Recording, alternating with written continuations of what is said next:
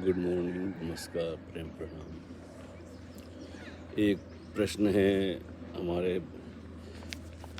मित्र हैं जो बहुत समय से फेसबुक पर जुड़े हुए हैं, और कई और भी प्रश्न हैं जो कहीं रखे हैं मैंने इधर उधर। तो कभी कभी ढूंढता रहता हूँ कि किस प्रश्न का जवाब दिया जाए। कहीं नज़र टिक जाती है तो फिर मैं उसी प्रश्न को ले लेता हूँ। तो आज जो प्रश्न है, उन्होंने लिखा है कि प्रेम प्रणाम करते हुए आज ही लिख रहा हूँ। मैंने जब जब आपको पढ़ा, न जाने कहाँ से खुद ब खुद मेरी आंखें यूं ही आंसुओं से भर आती है। कोई इतना भी सहज हो सकता है? मुझे भी ओशो को देखने सुनने का ये ज़िंदगी में मौका मिला। इससे ज़िंदगी जीने में हर पल पल जीने में आसानी बढ़ती गई। प्रणाम स्वीकार हो, गिरीश एस पंचाल। गिरीश जी, बहुत बहुत नमस्कार। अब ये आंसुओं की कहानी ऐसी है कि ये भक्तों की व्यथा है, उनका प्रेम है, उनका आनंद भी है, अहोभाव भी है। आंसू जो कह देते हैं उसमें हमारे जीवन का सार आ जाता है, जो हम शब्दों से नहीं कह पाते। आंखें हमसे ज़्यादा समझदार है, वो अपने आपको बयान कर देती है। जैसे हम हजारों फूल का इत्र निकालते हैं ना, 2 बूंद, तो ऐसा ही हमारे जितने अनुभव होते हैं, सुख दुख के, आनंद के, मतलब हजार तरह के अनुभव होते हैं। जब उन भावनाओं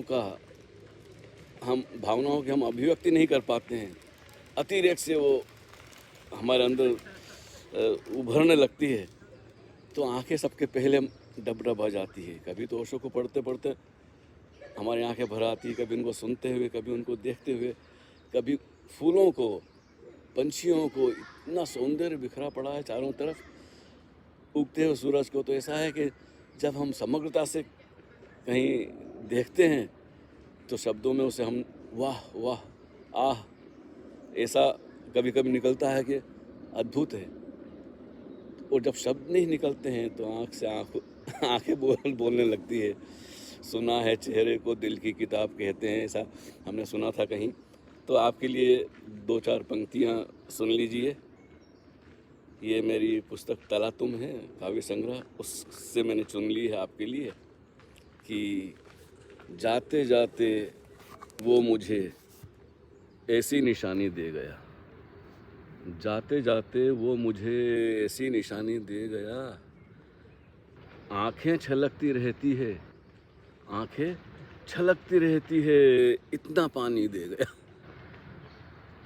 और मैं भुलाना चाहूँ पर पूछती है हर नज़र।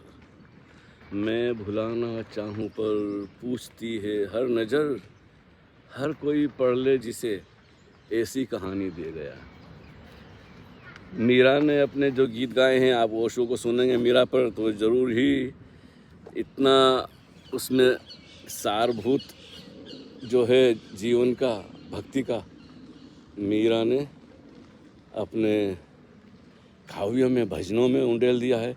ऐसे भजन मैंने और कहीं नहीं सुने। जितना भाव मीरा ने व्यक्त किया है कृष्ण के प्रति, ऐसी भावना गुरु नानक ने भी प्रकृति के बहुत गीत गाए हैं, गोरख ने भी गाए हैं, सब ने अपने अपने ढंग से कहा। लेकिन मीरा जैसा जो रस है वो फिर लता मंगेशकर की आवाज़ में सुनो तो मुझे तो पहले बहुत कंठस्थ हुआ करते थे ऐसे गीत, अब सब भूल भुला गया।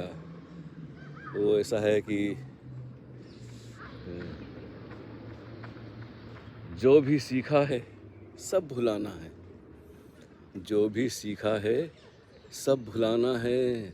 खोज अपनी है, खुदा बहाना है। तो पहले तो हम बहुत कुछ याद करते हैं, और फिर जब उनका बोझ भारी हो जाता है तो फिर हम उसे भूल जाते हैं। आजकल तो बहुत कुछ विस्मृत हो गया है। पुरानी जो बातें हैं वो अभी तक वैसी की वैसी याद है, लेकिन नई चीज़ें बिल्कुल विस्मृत हो गई है। अब देखिए, मैं आपसे बात कर रहा हूँ और पीछे सूरज की जो आहा!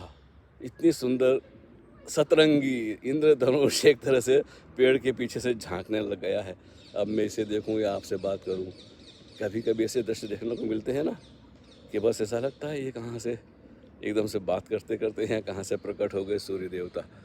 हमने तो भारत में प्रकृति कितनी प्रशंसा की है, इसलिए पत्थरों में भी हमने उसे प्रक प्रकट करने की कोशिश की है। पशुओं में, पंछियों में, नदी में, पर्वत में, हर जगह हमने उसे ढूंढ लिया है। वो साकार में है, निराकार होते हुए भी साकार में है, सगुण में है, निर्गुण होते हुए भी, अलिप्त होते हुए भी, क्योंकि सारा एक से ही तो सारा विस्तार है सारे जगत का। तो मैं आंसुओं के बारे में और क्या कहूँ, बस अपनी मस्ती में रहिए और संपर्क रखिए जब तक ज़रूरत है हमें एक दूसरे की, या हम एक दूसरे से अपने प्रेम की जो बातें हैं, और किससे करोगे ऐसी बातें? किसी और से कहोगे तो बोलेंगे पागल हो गए हो। हाँ, लोग प्रेमिका के उसमें विरह में रोते हैं, दुख में रोते हैं, लेकिन आनंद का और अहोभाव का भी आंसुओं से बड़ा गहरा संबंध है। तो अपनी संवेदनाएं अभिव्यक्त करते रहें, मित्रों के साथ जो भी मिले आपसे मिल के भजन गाएं, गीत गाएं, नाचें, मौन बैठें। बस ओशो ने हमें यही सिखाया है कि जो भी मिला है उसे बांटो, जो भी लेने को तैयार है उसे बांटिए, लोगों को डिस्टर्ब भी ना हो। ऐसा भी मैंने लोगों को देखा है कि ज़बरदस्ती सुनाना चाहते हैं तो भैया मैं तो उन्हें प्रणाम करके विदा हो जाता हूँ, बोलता हूँ नहीं, मेरा मूड ही नहीं है सुनने का। तो बहुत बहुत अच्छा है गिरीश पंचाल जी। आज मेरा ख्याल है अब आंसुओं पे क्या कहा जाए, काश मेरे पास ऐसी बातें होती। हजारों तरह के होते हैं आंसू, कभी दिल में गम हो तो रोते हैं आंसू, और खुशी में भी आंखें भिगोते हैं आंसू। तो ऐसे ऐसे गीतकार हुए हैं जिन्होंने आंसुओं की बड़ी गहनता से अभिव्यक्ति की है।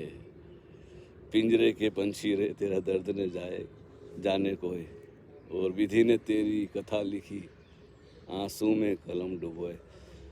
तो दुख भरे गीत में भी आंसू आते हैं, आह निकलती है, और आनंद का भी प्रभाव होता है हम पर, तो आनंद के आंसू भी आते हैं। जब ओशो सुबह आते थे वहाँ प्रणाम करते हुए, और आके आहिस्ता से अपनी कुर्सी पर बैठ जाते थे, उन्हें देखकर ही आंखें भर आती थी। तो वो तो अहोभाव के कहना चाहिए कि प्रार्थना के आंसू होते। वो तो दृश्य याद करते अभी भी मेरी आंखें भर आती है। इसलिए कभी उन लम्हों में लौटता हूँ तो बोलना बड़ा मुश्किल हो जाता है, इसलिए लिखने में ज़्यादा आसानी होती है। क्योंकि जब मैंने संस्मरण लिखे तो मैं लिखते लिखते भाव विभोर होकर रोने लग गया। कैसे बस चले, जब दिल में इतनी हलचल हो तो कैसे हम अपने आप को कंट्रोल करें। तो उनकी याद आते आते ऐसी स्थिति बन जाती है कि बस या तो रो या नाचो या गाओ या मौन होके बैठ जाओ, जब जैसी सुविधा हो। तो आपसे बात करते करते अगर मैं सच में ही ओशो को याद करूं, स्मरण करूं, तो बस वही मुद्रा मुझसे वो पूरा रोम रोम तरंगित होने लगता है। तो गिरीश पंचाल जी, आज इतना ही, फिर कभी बात होगी, कोई ख़ास बात हुई तो, नहीं तो मज़ा लीजिए अपने जीवन का, अपने साथ रहिए ज़्यादा से ज़्यादा। धन्यवाद।